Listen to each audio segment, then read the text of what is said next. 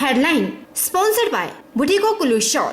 बुटीको कुल्लू शॉलों की दुनिया में अपनी अलग पहचान बनाने वाली एक सफल बुनकर सहकारी सभा। पीपीई किट घोटाले मामले में अजय गुप्ता को मिली जमानत। विजिलेंस पेश नहीं कर पाई गुप्ता के खिलाफ पुख्ता सबूत। 2 लाख सिक्योरिटी और 2 लाख पर्सनल मुचला के अन्य शर्तों के साथ दी गई जमानत। सैनिटाइजर घोटाले को लेकर कांग्रेस तलख। घोटाले की निष्पक्ष जांच को लेकर मंडी जिला कांग्रेस ने सौंपा ज्ञापन। वहीं कुल्लू कांग्रेस ने मुख्यमंत्री से इस्तीफे की मांग। ऑटो चालकों ने प्रदेश सरकार से की राहत की मांग। बोले ऑटो चालकों के भी बीमा करे सरकार। दिल्ली और कर्नाटक की तर्ज पर दी जाए हर महीने 5,000 की राहत। और 5 दिनों से बागा डैम पर खाली नहीं हो रहे सीमेंट के लोड ट्रक। मजदूरों की कमी के चलते सैकड़ों ट्रक पंजाब के डंपों पर फंसे। होटल बंद, चालकों पर आई भूखे रहने की नौबत। नमस्कार, आप देख रहे हैं H 24/7। मैं हूं जनीशा। स्वास्थ्य विभाग पीपीई किट घोटाले में स्वास्थ्य निदेशक अजय गुप्ता को बेल मिल गई है। हालांकि विजिलेंस गुप्ता का 5 दिन का रिमांड मांग रही थी, लेकिन जिला सत्र न्यायाधीश अरविंद मल्होत्रा ने ये कहकर उनकी मांग को खारिज कर दिया कि 10 दिनों में उन्होंने गुप्ता से क्या पूछताछ की। ऑडियो क्लिप के अलावा विजिलेंस के पास गुप्ता के खिलाफ क्या सबूत हैं? इस पर विजिलेंस संतोषजनक जवाब नहीं दे पाई। थोड़ी देर ब्रेक लेने के बाद सत्र न्यायाधीश ने अजय गुप्ता को जमानत दे दी। 2 लाख सिक्योरिटी और 2 लाख पर्सनल मुचलके और अन्य शर्तों के साथ जमानत हुई। विजिलेंस ने यह भी कहा कि जांच के बीच अगर गुप्ता को छोड़ा जाता है तो जांच बहुत पीछे चली जाएगी। गुप्ता के फोन कॉल और अन्य रिकॉर्ड को खंगाला जा रहा है। अजय गुप्ता के वकील कश्मीर सिंह ठाकुर ने दलील दी कि पीपीई किट खरीद कमेटी में स्वास्थ्य सचिव और डिप्टी डायरेक्टर का ज्यादा रोल है। ऐसे में गुप्ता को बेवजह गिरफ्तार किया गया है। जिला सत्र न्यायाधीश ने ये भी कहा कि इस दौरान गुप्ता गवाह और किसी को फोन नहीं करेंगे। अगर कोई गड़बड़ी करते हैं तो उनकी जमानत रद्द करने के लिए विजिलेंस कोर्ट आ सकती है। आज अजय कुमार गुप्ता जी को अदालत ने जमानत मुचलका पे छोड़ दिया है ना। तो 2-2 लाख रुपए की इनकी जमानत और पर्सनल बॉन्ड पर आके इनको रिहा कर दिया है। नहीं, हम ये तो नहीं कहेंगे कि कोई सबूत नहीं दे पाए। देखिए, ये इन्वेस्टिगेटिंग प्रोसेस है ना। It will take its own time. जो भी तफ्तीश का काम है वो तफ्तीश एक दिन में तो हो नहीं सकती, है ना। तो इन्वेस्टिगेशन इज गोइंग ऑन, लेकिन मुलजिम को इंडेफिनेटली अंदर करने का तो कोई औचित्य नहीं है। तो लिहाजा मुलजिम को जो है आज जमानत पे रिहा कर दिया गया है। प्रदेश में हुए सैनिटाइजर घोटाले के मामले को लेकर जिला कुल्लू कांग्रेस भी तल्ख हो गई है। जिला कुल्लू कांग्रेस कमेटी के द्वारा डीसी कुल्लू के माध्यम से प्रदेश के राज्यपाल को एक ज्ञापन भेजा गया और मांग रखी गई कि मुख्यमंत्री भी इसकी जिम्मेदारी लेते हुए इस्तीफा दें। कुल्लू के विधायक सुंदर ठाकुर का कहना है कि मुख्यमंत्री के पास खुद स्वास्थ्य विभाग है और ऐसे में इस घोटाले की जाँच सरकार द्वारा निष्पक्ष तरीके से नहीं की जा सकती है। इस मामले में अपनी जिम्मेदारी लेते हुए मुख्यमंत्री को इस्तीफा देना चाहिए। मुख्यमंत्री जी ने खुद अपने पास ये चार्ज रखा है। उनके नाकों तले ये बात हुई है। मुख्यमंत्री जब ये हेल्थ मिनिस्टर है तो हमने मांग की है कि मुख्यमंत्री को भी इसकी जिम्मेवारी लेनी होगी। उसके साथ में मुख्यमंत्री होम अफेयर्स के भी मिनिस्टर है और विजिलेंस डिपार्टमेंट उनके अंडर है। जब उनकी सरकार में घपला हो रहा है तो विजिलेंस क्या इसकी इंक्वायरी करेगा?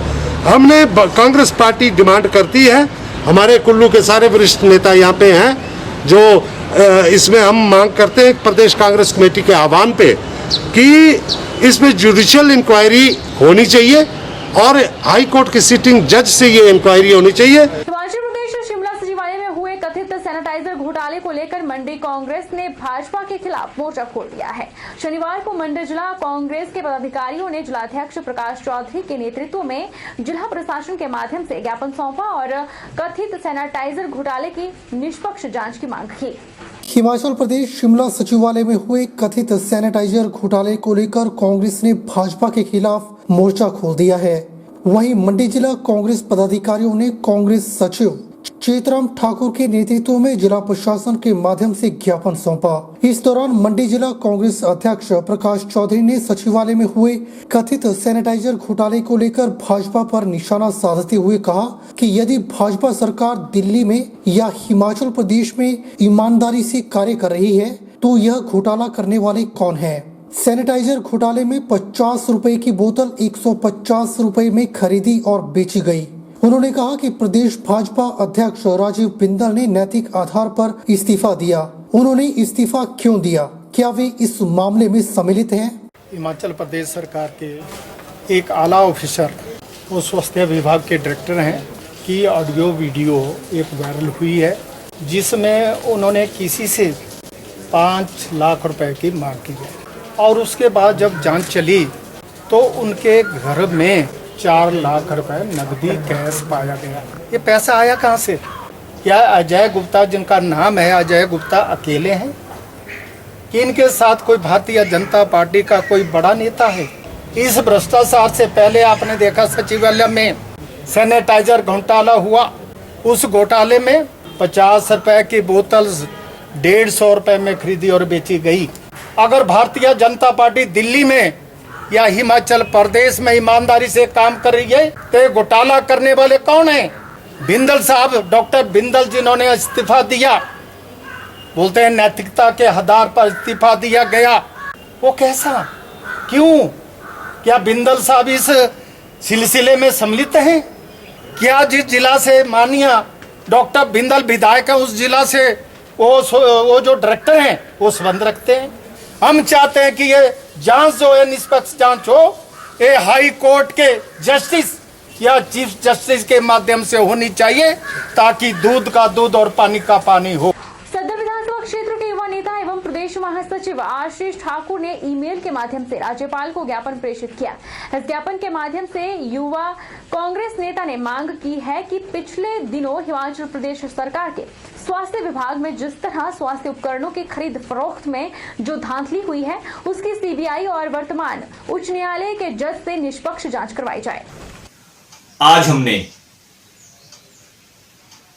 जो हमारे माननीय राज्यपाल महोदय हैं उनको ईमेल के माध्यम से ज्ञापन प्रेषित किया है कि उक्त मामले की निष्पक्ष जांच होनी चाहिए। हम चाहते हैं कि इस मामले में की जो जांच है वह सीबीआई या फिर माननीय उच्च न्यायालय के वर्तमान जज से करवाई जाए ताकि जो भी उक्त मामले में दोषी लोग हैं उनको सजा का प्रावधान हो। इस तरह के मामलों ने जो हमारी देवभूमि हिमाचल है उसकी छवि पूरे भारतवर्ष में धूमिल कर दी है। सरकार ने हिमाचल के नए डीजीपी के नाम का ऐलान कर दिया है। 1989 बैच के आईपीएस अधिकारी संजय कुंडू हिमाचल प्रदेश के नए पुलिस महानिदेशक बनाए गए हैं। कुंडू के डीजीपी बनते ही आईएएस कैडर के स्थानीय आयुक्त दिल्ली, प्रमुख सचिव विजिलेंस, प्रमुख सचिव आबकारी एवं कराधान के अलावा प्रमुख सचिव मुख्यमंत्री जैसे ताकतवर पद खाली हो गए हैं। डीजीपी सीताराम मरडी 31 मई रविवार को रिटायर हो रहे हैं। मैं आज डीजीपी हिमाचल प्रदेश का चार्ज रिलिंक्विश कर रहा हूं और मेरी जगह पे आने वाले मेरे साथ खड़े हैं श्री संजय कुंडू जी और मैं समझता हूं कि he is much more competent and much more capable officer than me and he will do much better than me and take the Himachal police to the heights in his time and I wish him all the best.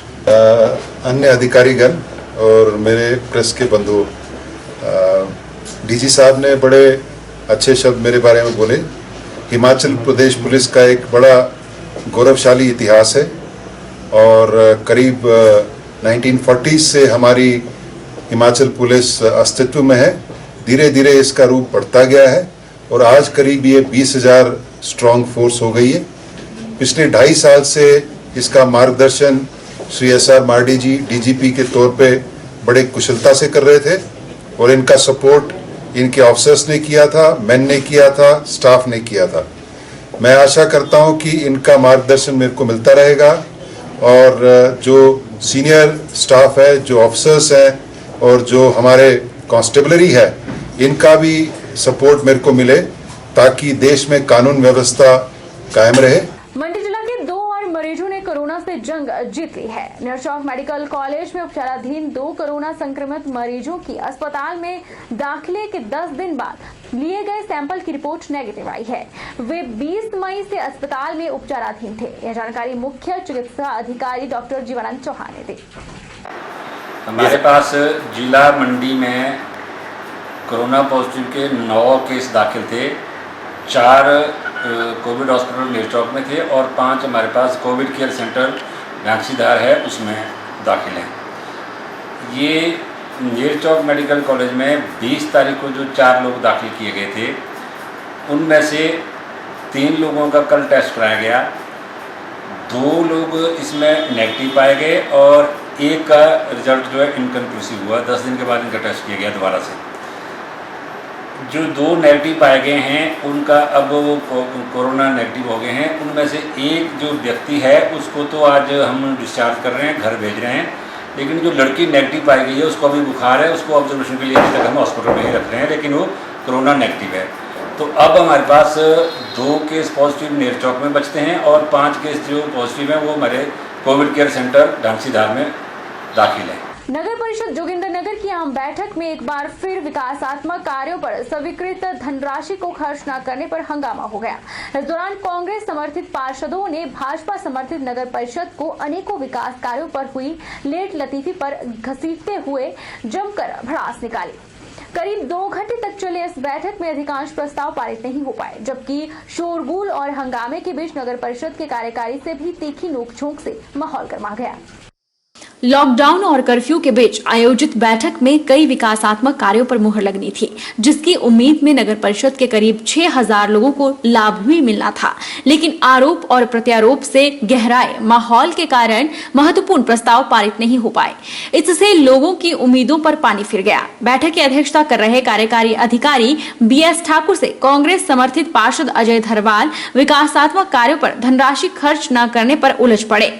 पार्षद का आरोप है कि बीते 4 साल पहले स्वीकृत बहुमंजिला पार्किंग के लिए 50 लाख रुपए की धनराशि का इस्तेमाल करने की बजाय बैंक में जमा कर खूब लाभ कमाया गया और पार्किंग सुविधा से 3 वार्डों के लोगों को वंचित रखा। पूरे नगर परिषद में स्थापित 500 से अधिक स्ट्रीट लाइटों को तय समय पर बंद न करने पर नगर परिषद के राजस्व को भी रोजाना नुकसान पहुंच रहा है। उन्होंने विकासात्मक कार्यों की धनराशि से अनावश्यक खरीद के भी संगीन आरोप लगाए। इससे पहले कांग्रेस समर्थित पार्षदों ने भाजपा शासित नगर परिषद को साफ सफाई की पुख्ता व्यवस्था पर भी फिसडी साबित करार देते हुए कई मुद्दों पर घेरा। भारतीय जनता पार्टी शासित जो नगर परिषद है और एडमिनिस्ट्रेशन है, ये हाउस और जनता को गुमराह कर रहा है और इन 50 लाख रुपए जो मल्टी कार पार्किंग के लिए जो पैसा आया हुआ है उसको खर्च नहीं करना चाहता है और इसको दबा कर बैठना चाहता है। हमारे पास नगर परिषद के नाम वार्ड नंबर 5 में जमीन है। सबसे बड़ी जो महत्वपूर्ण आज जो चीज है वो है जमीन का मालिकाना हक, वो नगर परिषद के पास है। तो फिर नगर परिषद अपने आप को असहाय क्यों महसूस कर रही है इस 50 लाख रुपए खर्च करने को? रुकेंगे एक छोटे से ब्रेक के लिए, ब्रेक के बाद फॉलो करेंगे।